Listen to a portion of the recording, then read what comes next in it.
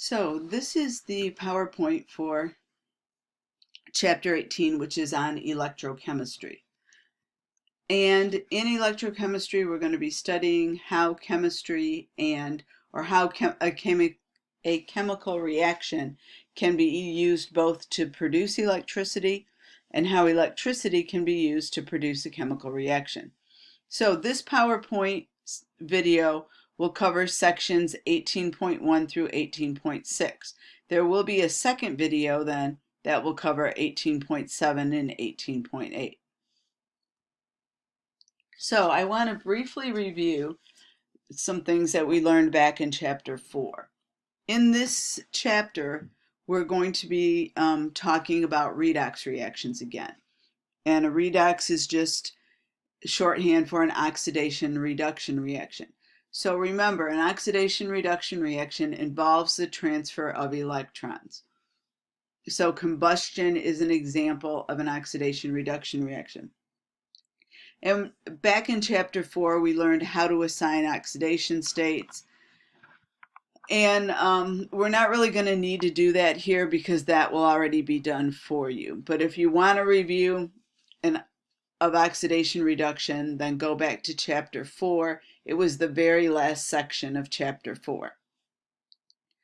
So just to give you the bare bones of what you need to know the difference between oxidation and reduction.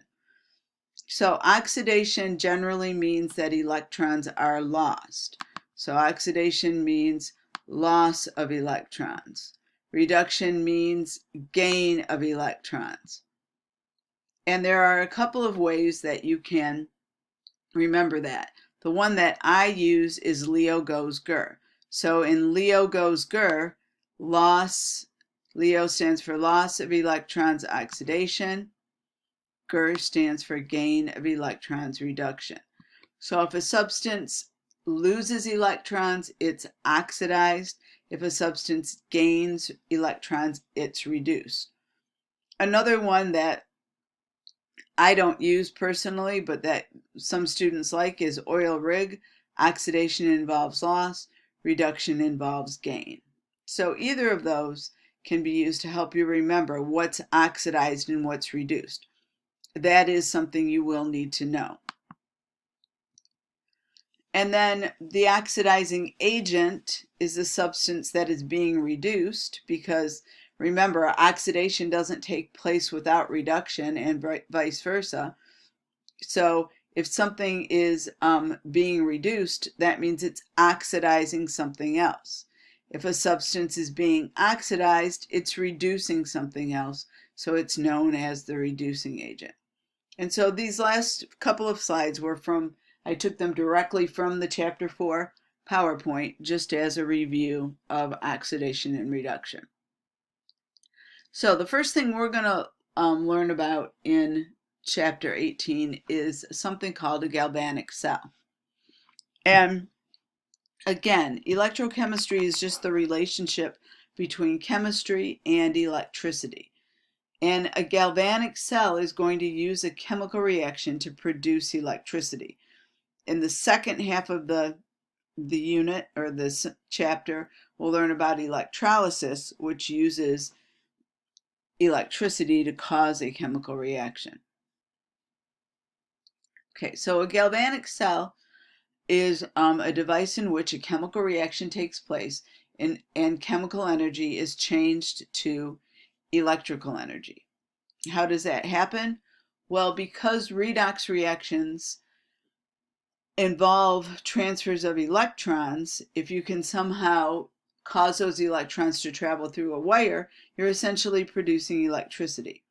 So we're going to use a spontaneous redox reaction to produce a current, and then that current can be used to do work. So this is what a galvanic cell looks like. And a galvanic cell will have two parts. It's going to have on one side the substance being oxidized and on the other side the substance being reduced. So it splits them up.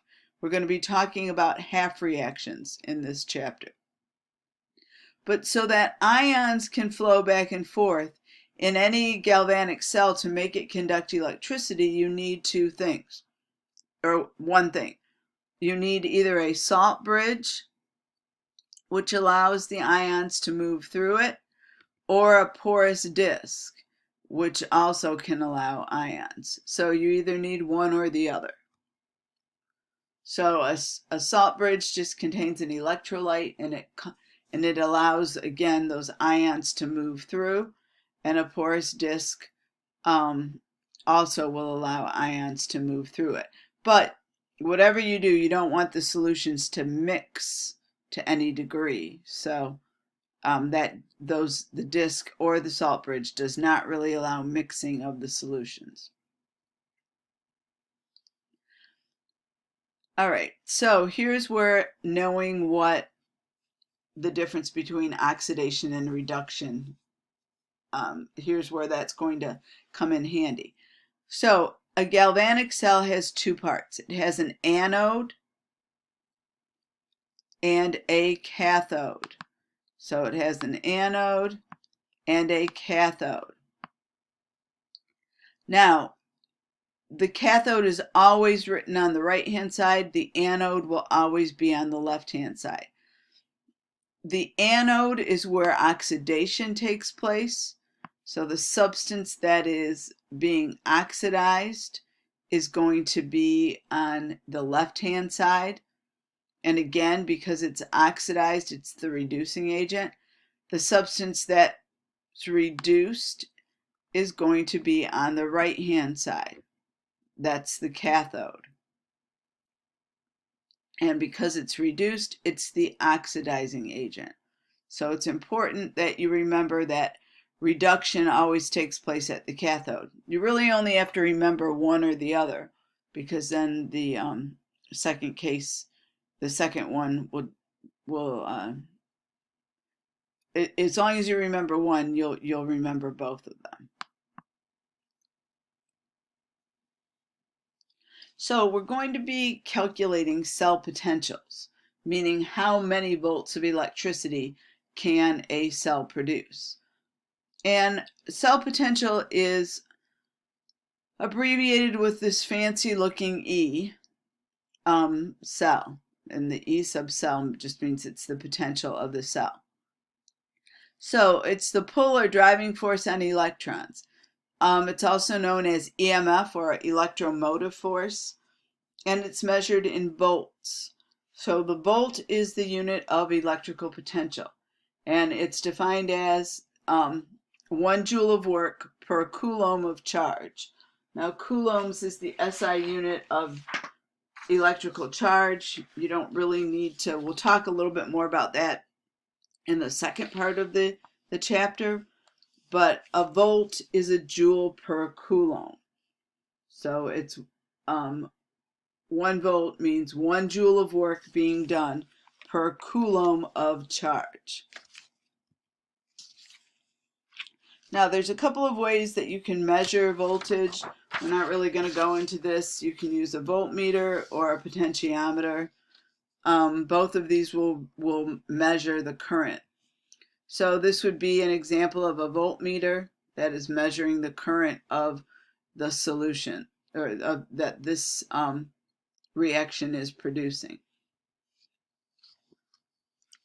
Now, you're going to notice in this PowerPoint, in the chapter, you could probably get, well, I'm sure you can get a chart from OWL. I'll try to post one on Canvas, but there are charts of reactions for which the reduction potentials have already been calculated. And these are called standard reduction potentials.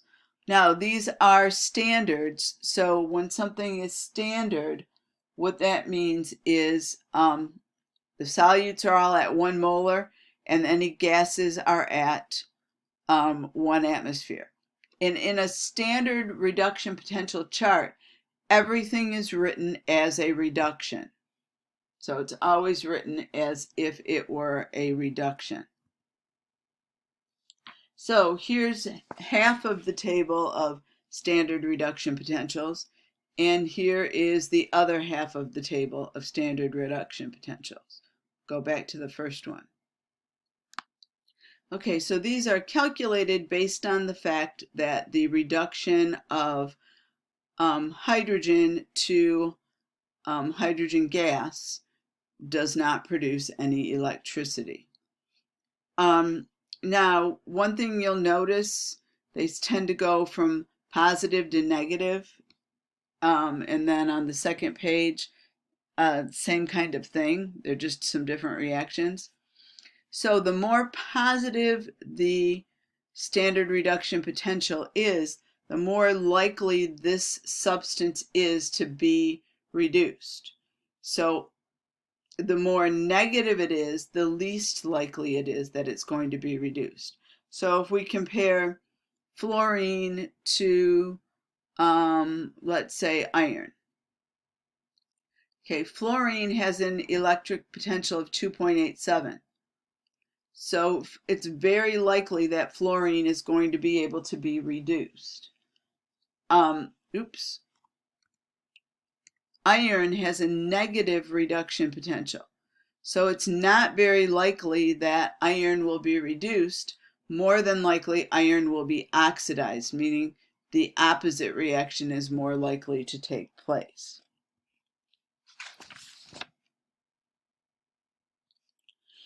All right, so there's a couple of things that we need to remember.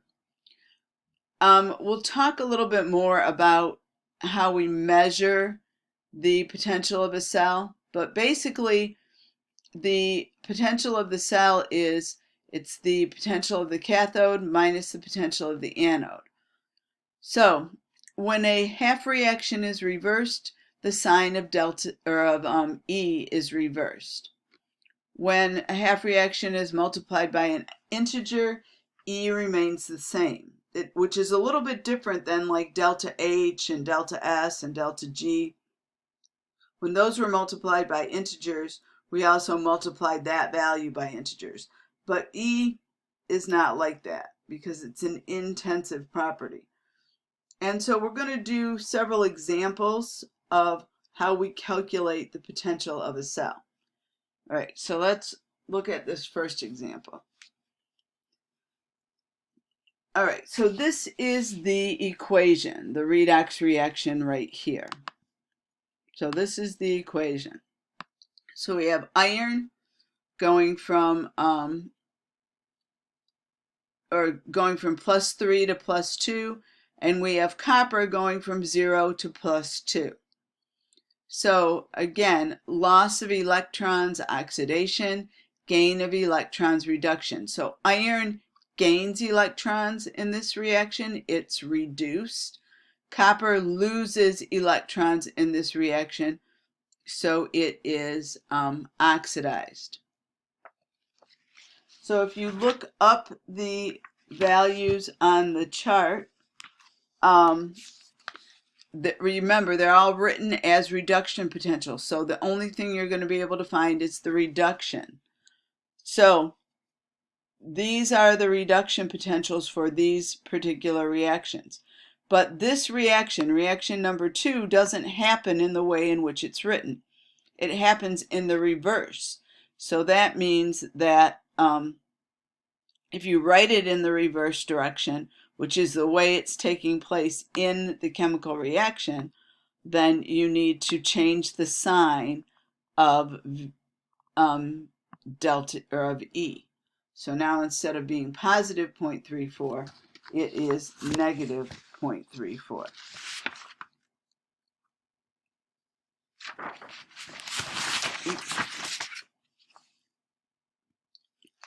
Now we said that that you don't need sorry, I skipped ahead a little bit too much. So notice that this reaction is written with only one electron, when in reality this must not be balanced because we would need 2 electrons here. We learned how to balance redox reactions in chapter 4. We're not going to have to do that here. Okay, so even though to balance it, you would need to multiply this reaction by 2. The voltage stays the same. All right, so, and then the cell potential is the cathode, which was 0.77, minus the anode, which is 0.34. Another way of looking at it is that since we switched the sign at the anode, you can also add them together. But really, the definition of the potential of a cell is the difference in the reduction potential of the cathode minus the anode. So if you use this equation, you're using whatever values were given to you in the chart. Do not change the sign. If you use this equation, then you need to change the sign. And we'll be doing some examples of this in the in-class exercises. Okay, so unfortunately I need to skip in-class exercise number 1. That'll be in a different video, but we'll do some examples. We'll do all of the in-class exercises at a later date or in another video. So let's look at join in 1. It says, at standard conditions, what species are produced at each electrode? All right, so remember, reduction always takes place at the cathode.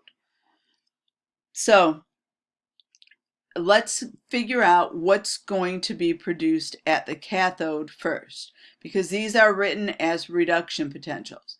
Now look at the difference. We have 0.34 and negative 0.14. We said that the more positive the voltage is, the more likely it is that reduction is going to take place. So because this is the most positive value, the 0.34, this is going to be the reaction that's going to take place at the cathode where reduction takes place. So copper is going to be produced at the cathode. So that automatically takes out A,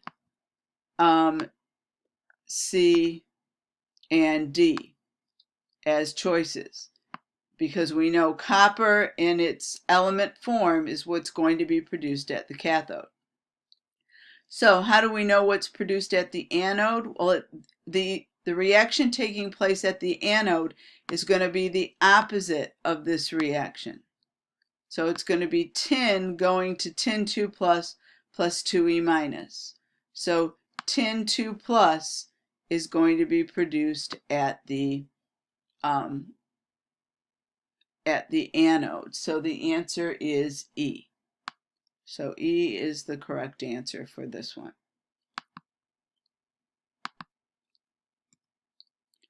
Okay, it says, given these half reactions, which of the following is the strongest oxidizing agent? So remember, whichever one is most likely to be reduced, meaning whichever one has the most positive reduction potential, is also going to be the best oxidizing agent. So MnO4 minus has the greatest reduction potential because 1.68 is bigger than 0.54, which is bigger than negative 0.76. So MnO4 minus is going to be the oxidizing agent. So the answer to that one is A. Okay, which of the following is the best reducing agent? So now the opposite is going to be true. Whichever one of these is most negative, it's going to be likely that that reaction will take place in the reverse. So this is the most negative. So it's likely that this reaction is going to take place in the reverse direction, meaning that oxidation will occur. When something is whatever is oxidized then is a reducing agent. So if sodium is oxidized and this reaction occurs in the reverse, then it is also going to be the best reducing agent. Okay, sorry for that interruption. My phone ringer was on and I just turned it off. All right, so the next slide is in-class exercise number 2, which again I will do in another video. So one way to tell what is going on in a cell is to use a something called a line notation. And remember, in an electrochemical cell, so I want to go back, we're going to try to go back to one of the first videos of the cell, and we'll just stick right here for now. So remember, the anode where oxidation takes place is always on the left. The cathode is always on the right. The anode and cathode are either always separated by a porous disk or by a salt bridge. So it's important to keep that in mind as we talk about line notation. So line notations is just a way of writing that out. So you know what's the anode, what's the cathode, and what is and where they're at. So the anode components are listed on the left, the cathode components are listed on the right, and then the anode and cathode are separated by double vertical lines, and those lines indicate a salt bridge or a porous disk. So let's look at an example of this. So in this line notation, we have magnesium turning to magnesium 2+. So it would be a magnesium electrode forming magnesium 2+. That's on the left-hand side, so that's taking place at the anode. These double vertical lines stand for the salt bridge or porous disk. And then on the right-hand side, we have aluminum being reduced to aluminum metal. So this would be the electrode, this would be the solution, and that takes place at the cathode. And when I go over the in-class exercises, I'll actually illustrate this for some actual or for some problems.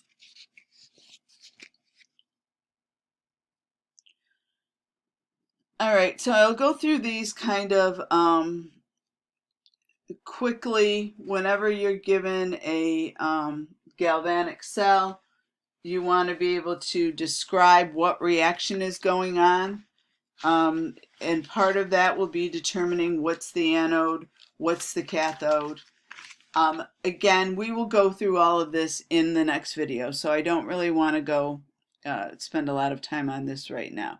I'm going to fast forward through the next couple of slides. In class exercise 3, I'll do in the show me video. All right, so the next concept that I want to go through is what is the relationship between thermodynamics, which we learned about in the last chapter, delta G, because thermodynamics tells us whether or not a reaction is spontaneous. And there is a relationship between thermodynamics and cell potential. So remember, at the beginning of the PowerPoint, we said that electromotive force, which is equal to the voltage of our cell, is equal to the work done moving those electrons. So it's work per charge. So it's the work, and we said 1 joule of work is produced when 1 coulomb of charge is transferred between 2 points that differ by 1 volt. So the voltage or the cell potential is equal to negative W, the amount of work, over Q. Now, why is it negative? Because we're looking at it from the point of view of the system, just like we did with all of our other thermodynamic quantities. So when W is negative, it means the system is doing work. When W is positive, work is done on the system. So the maximum amount of work that can be done by a system is equal to Q times its maximum voltage. And we'll talk about what Q means in a minute.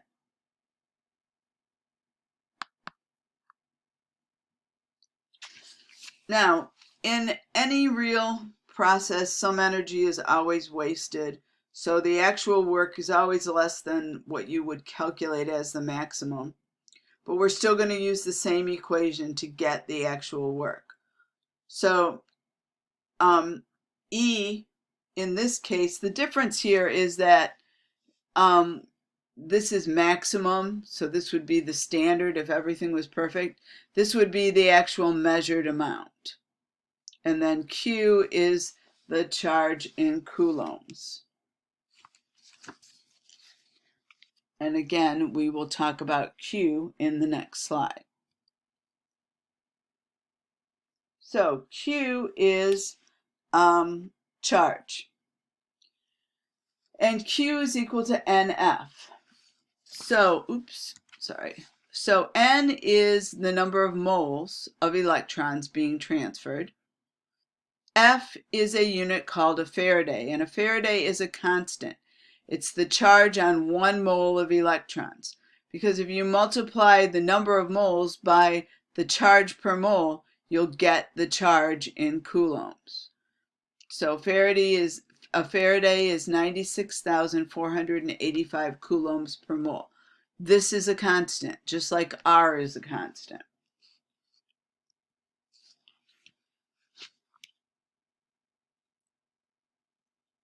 All right, so in this slide, it just shows how the definition for, or how free energy, which we said when delta G is negative, a reaction is spontaneous, is related to potential. So at the very end of chapter 16, the last thing we went over is we talked about what is the meaning of free energy. And we said free energy, or delta G, is the amount of energy that's available for the system to do work.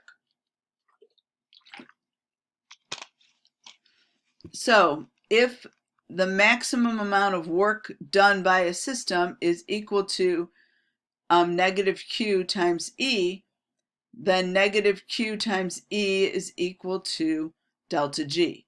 Now Q is equal to NF, so the main thing that you want to get from this is that, where's my pen? Delta G is equal to negative NFE. So if the cell voltage is positive, that will make delta G negative. So I've got that on the next slide. So now we've directly related the voltage of a cell to its delta G. So delta G is equal to negative NFE. So a galvanic cell will run in the direction that provides a positive delta E, or a positive E, a positive voltage, because if you have a positive voltage, you'll have a negative times a positive, and that's going to make a negative delta G. And we know that in the last chapter, we said delta G being negative is the thing that determines whether or not a reaction is spontaneous. So the next slide is in-class exercise number 4, which again I will do as a PowerPoint, in the Show Me video, which will be after this one. So let's look at join in number 4. It says for any galvanic cell to operate, meaning in another way of this might be saying for any galvanic cell to operate spontaneously. Okay, so we know delta G must be negative, so that's going to make the answer be either B or C. But we said in here that in order for delta G to be negative, E must be positive. So they have to have opposite signs. So delta G must be negative and E must be positive. So the answer for join in number 4 is D. Okay, again, in class exercise number 5, we're going to have to wait to do this one until we get to the show me video. Now I want to talk about something called a concentration cell. And a concentration cell is an electrochemical cell where you have the same thing on both sides of the cell. So the same reaction is taking place. Well, the same substances are present at the anode and at the cathode. So you have a silver piece of metal, and here you have a silver piece of metal. Here silver is being oxidized because this is the anode. Here silver is being reduced. The difference between these is the concentration of silver ions and nitrate ions. Notice that this is a lower concentration and this is a higher concentration. So let's look at this in a little bit more detail, and we're going to see why is it that the current is flowing from the least concentrated to the most concentrated. And these cells don't produce a lot of energy, but they do produce some energy. So let's look at in-class exercise number 6, which I am going to do in the PowerPoint. Okay, so here we have a cell, and it says, determine the direction of electron flow, designate the anode and cathode for the cell represented in the figure on the right. So this is the anode, and this is the cathode. Now that makes designating them pretty easy because we know that reduction always takes place at the cathode. Oxidation always takes place at the anode. So that enables us to look at what's going on. So at the anode, well, let's start with the cathode. So at the cathode, reduction takes place. Gain of electrons is reduction. So at the cathode, iron 2 is gaining electrons and it's becoming iron. So the iron 2 in solution is going to gain electrons and it is going to become iron. At the anode, iron is going to be oxidized. So it's loss of electrons. The iron is going to lose electrons and become iron 2 and then give off 2 electrons in the process. So if we wanted, this would be the reaction that's taking place at the anode, where iron is going to Fe2 plus Fe, and this is the reaction. Sorry, it's hard to draw with my trackpad, and this is the reaction that's taking place at the cathode.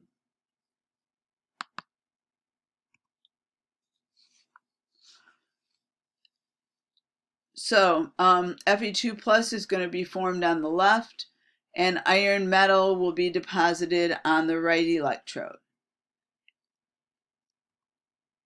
Now electron flow then is going to go from left to right. And again, it's because oxidation is always taking place at the left, reduction is always taking place on the right. So this is the way that the electrons are going to flow through the wire.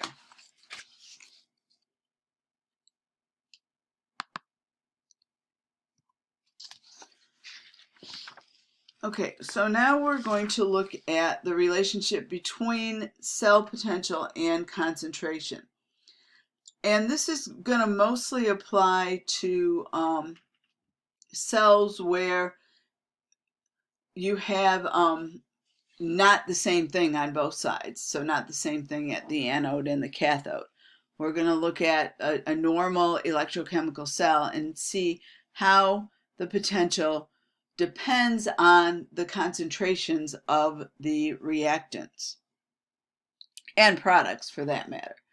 So the relationship between cell potential and concentration is given to us by the Nernst equation. And the Nernst equation is E, which is the actual cell potential, is equal to the standard cell potential. And remember, standard means everything is 1 molar and any gases are at 1 atmosphere, minus RT, R is the gas law constant, N times number of moles, F is the Faraday, times the natural log of Q. And Q again is the reaction quotient. Now, RT over F is a constant at 25 degrees Celsius. The number of moles of electrons can change so that we can't factor that into the constant. So this equation then becomes the potential of a cell is equal to its standard potential, which again is this. That's the potential if everything was 1 molar and all gases were 1 atmosphere, minus 0.0591 N over N times the log of Q. Now, a couple of things to point out. This is the log, not ln. That's just the way that this was rearranged. So this would be the way that we are going to use the Nernst equation. So if you're writing down important equations, you want to write it down in this form because this is the way that we will be using it. Okay, so now we are coming to a couple more in-class exercises, which again I will be doing in a later video.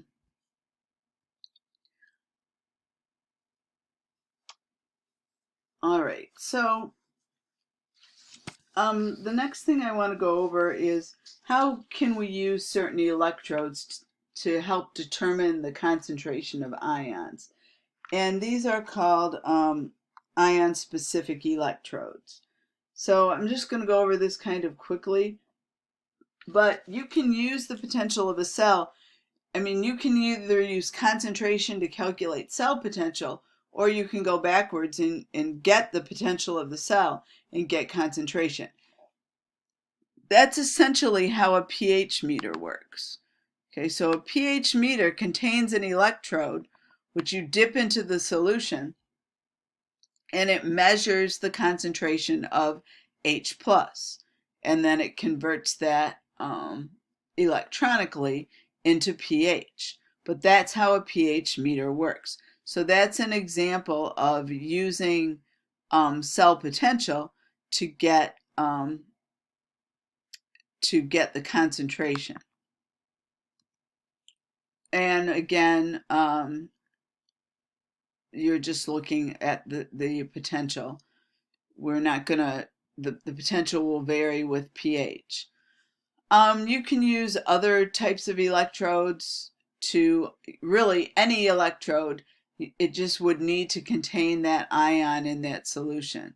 So you can use a lanthanum fluoride electrode to measure fluoride ions and a silver sulfide ion to measure silver ions. So again, these will measure, by measuring the potential, these will measure the amount of or the concentration of these ions. And we're not going to worry too much about that. We're not really going to do any examples of that right now. Okay, so let's talk about, we know that the Nernst equation is related to Q, which is the reaction quotient, which can use any concentrations. But let's talk about how cell potential is related to K, which is the equilibrium constant. So a cell will spontaneously discharge, meaning it will spontaneously give off electricity until it really reaches equilibrium.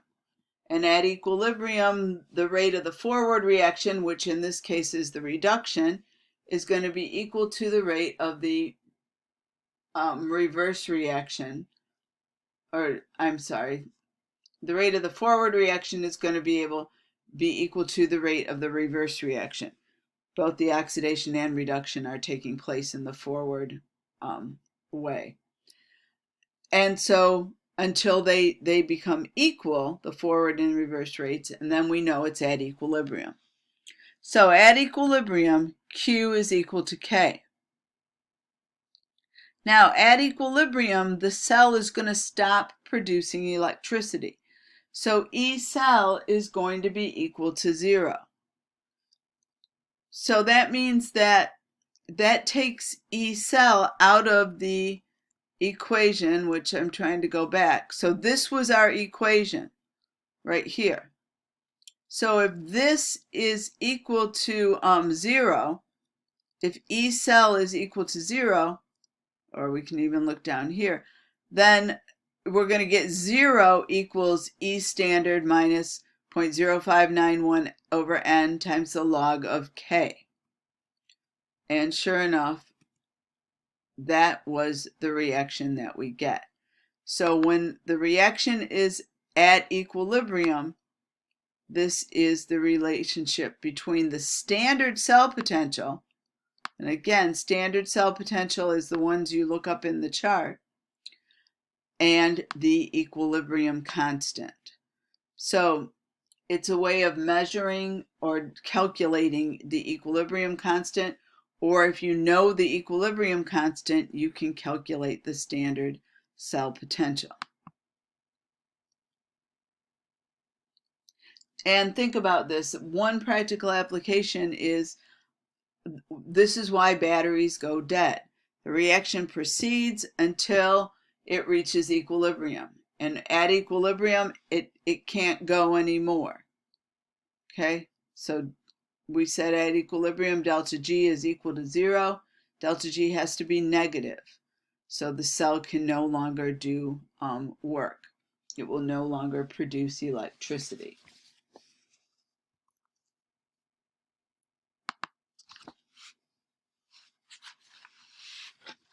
Oops.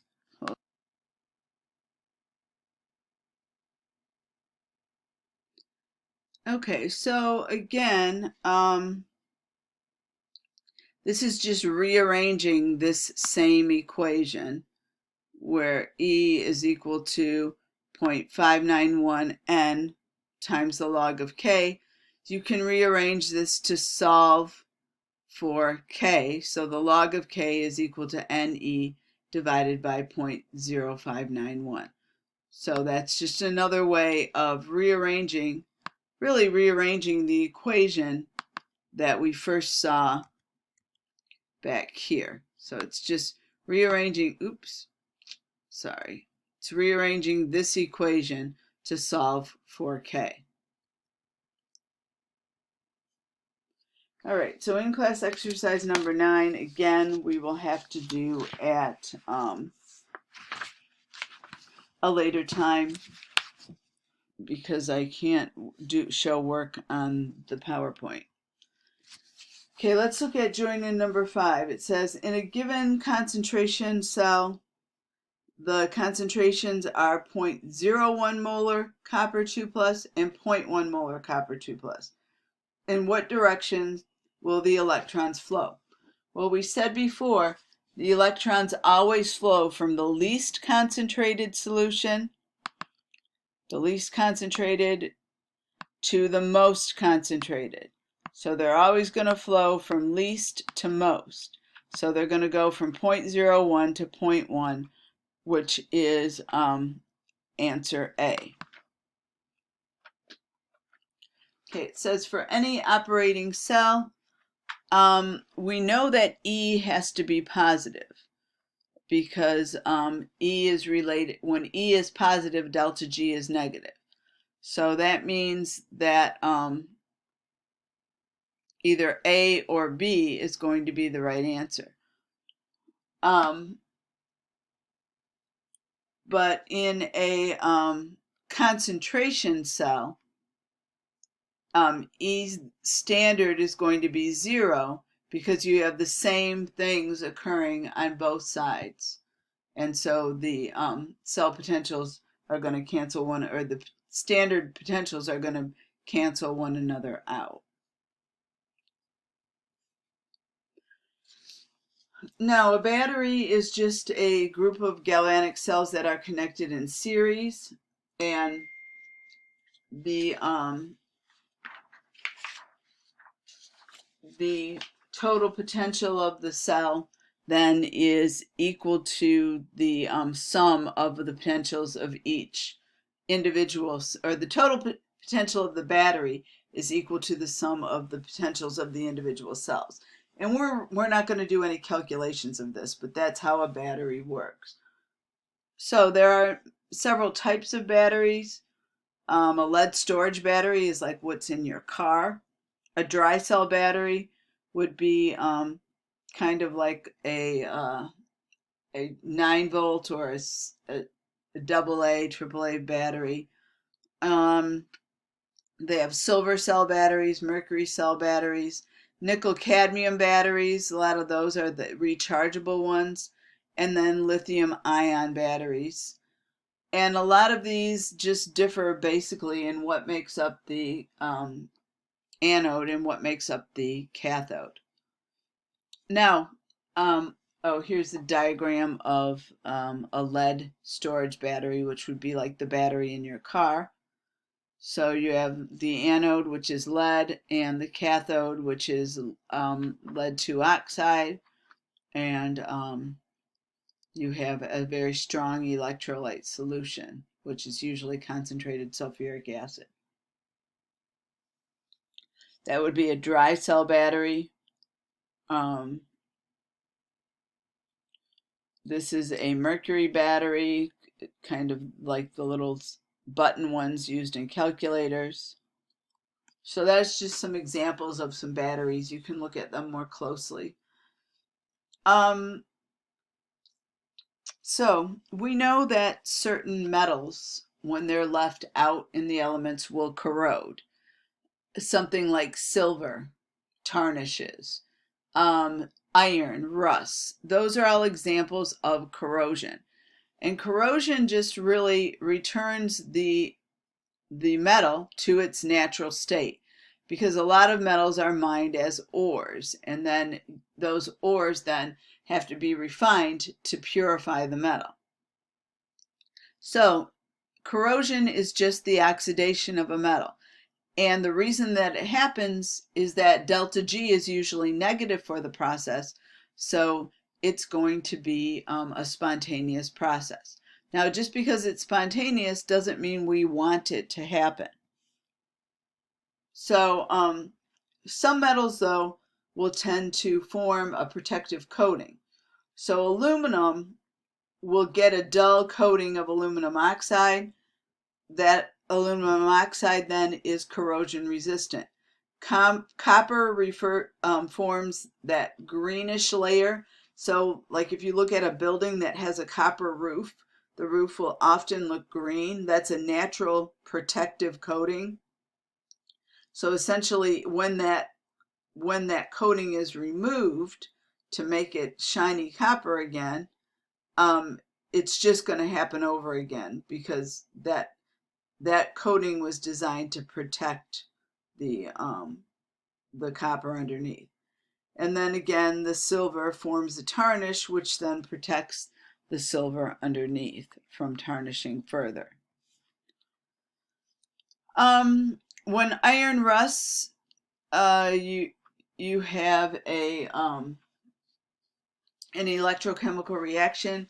At the anode, iron is being oxidized to iron 2 plus. At the cathode, we have oxygen being reduced, and as a result of that, iron 2 plus gets oxidized to iron 3 plus, and rust then will form. It forms iron 3 oxide. And that happens naturally. But in order for that to happen, you have to have oxygen and you have to have water. Now, it is a serious concern.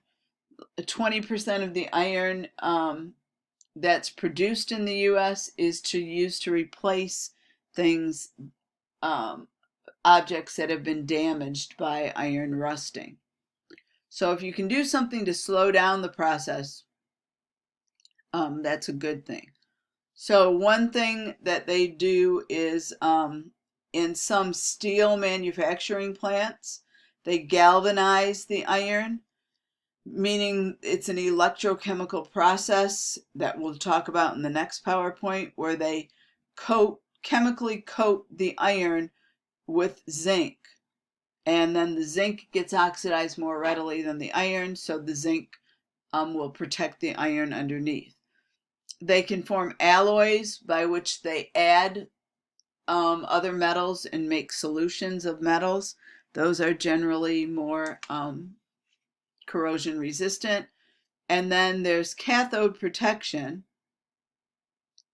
where instead of the iron, which is mostly what steel is, remember, I'm going to try to go back,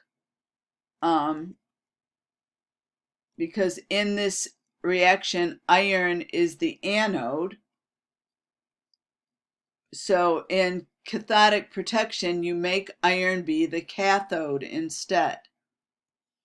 So when they have a pipe that's iron that's buried underneath the ground, or an underground storage tank that might be iron, they bury a something that is more easily oxidized, like something like magnesium, and then magnesium becomes the anode, iron becomes the cathode, and reduction takes place, which is the opposite of rusting. Okay, so that's going to end this section of the PowerPoint. In the next section, or in the next PowerPoint, we don't have a lot of slides left, but we will be going over something called electrolysis. What you should do before the electrolysis section, though, is watch the Show Me video on where I will go through the first 9. We did one of them here, but I'll go through the first 9 in class exercises.